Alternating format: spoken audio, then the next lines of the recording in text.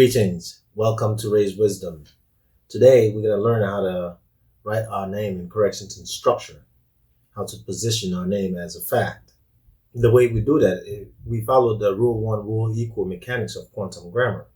Rule 1 Rule-Equal simply means that one word, one meaning, one sentence, one idea. 2 plus 2 equals 4, not 17 or a piece of pie. That's what Rule 1 Rule-Equal means. We're going to use a pattern to communicate correctly with each other. It's going to be a geometric plane level field. So how we position our name as a fact, we started off with the positional audio. Positional audio is for this. We'll put the colon in front of it, which stands for the.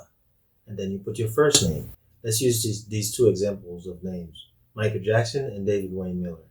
The way you would write right now as it is Michael Jackson is written in adjective pronoun, and David Wayne Miller is written in adjective pronoun.